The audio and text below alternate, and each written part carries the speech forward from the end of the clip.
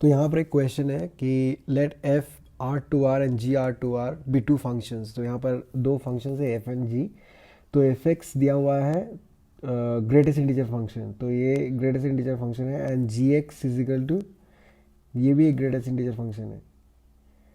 I think ये कहीं गड़बड़ है, क्योंकि ये बेसिकली मुझे जितना तो लग रहा है ये जो क्वेश्चन है यहाँ पर ये होगा एफ एक्स बेसिकली होगा मॉड एक्स और जी एक्स होगा greatest integer function of x. ये है क्वेश्चन। तो ये जहाँ से उठा है ये क्वेश्चन, तो मुझे पता है बिकॉज ये दोनों ग्रेटेस्ट इंटीजर फंक्शन नहीं है। एफ एक्स है मॉडुलस फंक्शन और जी एक्स है ग्रेटेस्ट इंटीजर फंक्शन। तो ये करने बोला है।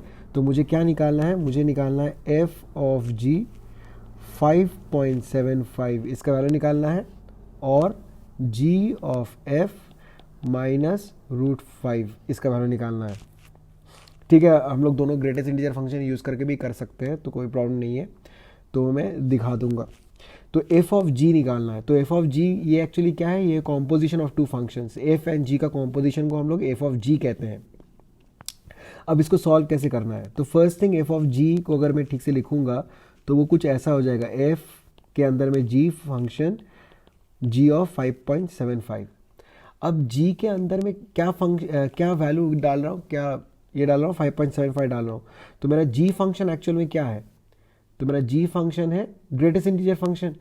तो मैं क्या कर दूंगा, तो ये एफ के अंदर में ग्रेटेस्ट इंटीजर फंक्शन डाल के 5.75 ये डाल दिया।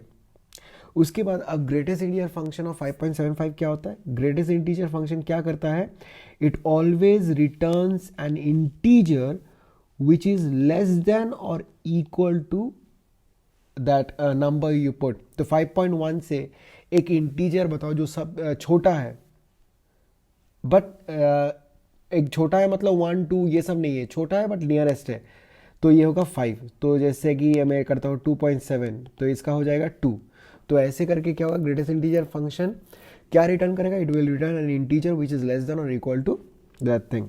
तो अगर ये 2 आया तो इसका 2 आएगा, क्योंकि ये इंटीजर है। अब 5.75 तो इसका उसका मतलब हो जाएगा 5, एफ ऑफ 5। तो जैसे मैंने बताया था मॉडुलस फंक्शन है, तो ये मॉड्यूलस ऑफ 5 हो जाएगा, तो आंसर आएगा 5। ठीक है, अब करते हैं जी ऑफ एफ।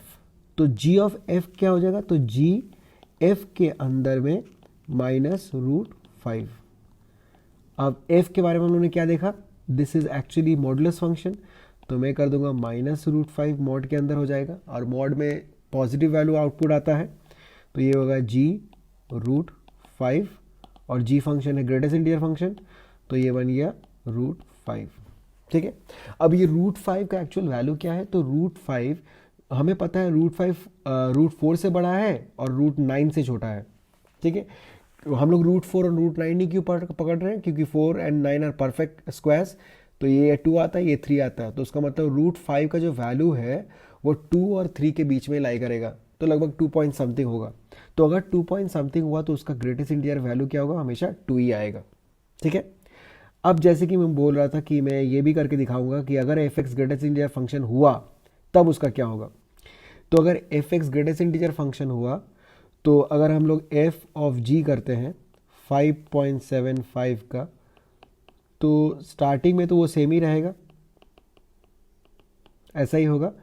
तो फिर ये हो जाएगा एफ ऑफ 5.75, तो ये तो 5 ही है, तो फिर से ग्रेटेस्ट इंटीजर फंक्शन ऑफ 5 क्या होता है, वो तो 5 ही रहेगा। तो इसमें कोई इफेक्ट नहीं पड़ेगा आंसर में फॉर दिस केस। तो नेक्स्ट हम लोग जो करेंगे अभी वो है जी ऑफ एफ। तो जी ऑफ एफ में क्या होता है, तो जी ऑफ एफ में जी ऑफ एफ माइनस रूट 5, तो ये ग्रेटेस्ट इंटीजर फंक्शन है जी, ग्रेटेस्ट इंटीजर फंक्शन के अंदर माइनस रूट 5। अब सिमिलरली मुझे ये जानना है, तो माइनस जैसे कि रूट 5 का मैंने बोला था वो 2 और 3 के बीच में लाई कर रहा है, तो बेसिकली उसको पकड़ लेते हैं, एज्यूम कर लेते हैं उसका वैल्यू है 2.1 समथिंग। ठीक है, तो बेसिकली मेरे पास क्या आ रहा है, माइनस 2.1 आ रहा है, और माइनस 2.1 का ग्रेटेस्ट इंटीजर क्या है, a number which is an integer which is less than or equal to this thing minus 2.1। तो minus 2.1 से लेस देन कौन सा इंटीजर है, -3 है, -2 नहीं है, -2.1 से बड़ा है, तो -3 है, तो इसका आंसर होगा -3। तो हम लोग कर देंगे g ऑफ, यहाँ पर हो जाएगा -3, और g ऑफ -3 क्या होता है, दैट इज नथिंग बट -3। ठीक है, तो अगर दोनों ही ग्रेटेस्ट इंटीजर फंक्शन हुआ तो ये मेरा सोल्यूशन है, एक होगा 5, दूसरा होगा -3। लेकिन अगर तुम्हारा एक मॉडुलस और ये और एक ग्रेटेस्ट इंटीजर फंक्शन हुआ तो मेरा आंसर आएगा 5 और